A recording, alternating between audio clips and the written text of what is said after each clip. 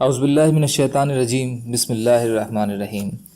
رب اشرح لی صدری ویسر لی امری واحلل عقدۃ من لسانی یفقہوا قولی۔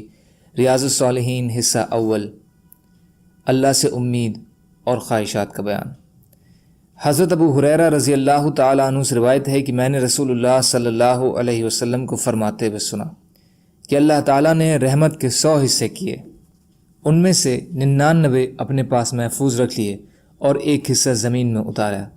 اسی ایک حصے کی وجہ سے اللہ کی تمام مخلوق ایک دوسرے پر رحم کرتی ہے، یہاں تک کہ ایک جانور بھی اپنا کھر اپنے بچے سے ہٹا لیتا ہے کہ کہیں اسے تکلیف نہ پہنچے۔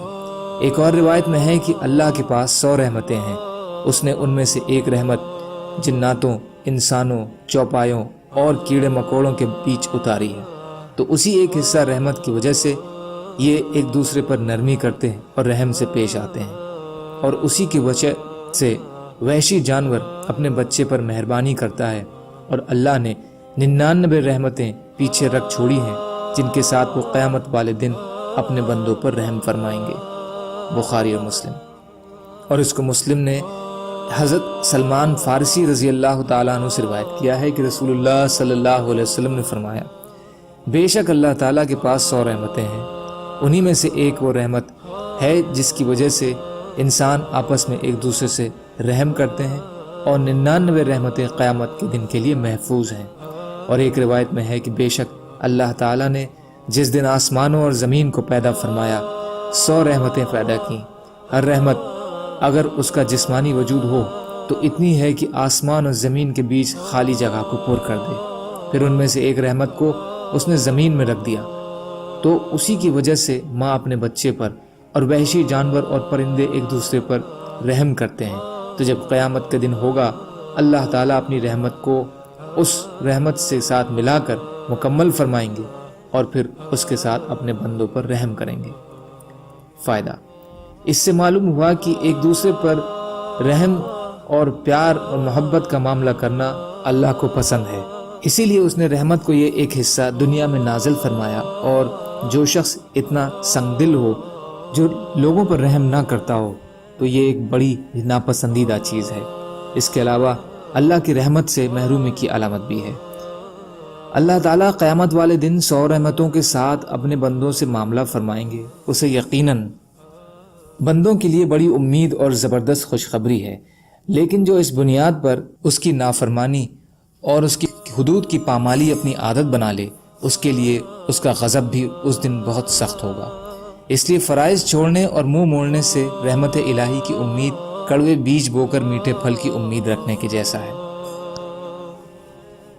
حضرت ابو ہریرہ رضی اللہ تعالیٰ عنہ نبی اکرم صلی اللہ علیہ وسلم سے اللہ تعالیٰ کا قول نقل فرماتے ہیں کہ کوئی بندہ گناہ کر کے پھر کہے کہ یا اللہ میرا گناہ بخش دیجئے، تو اللہ تعالیٰ فرماتے ہیں میرے بندے نے گناہ کیا اور وہ جانتا ہے کہ اس کا رب ہے جو گناہ بخشتا ہے اور گناہ کی سزا میں حساب بھی کرتا ہے۔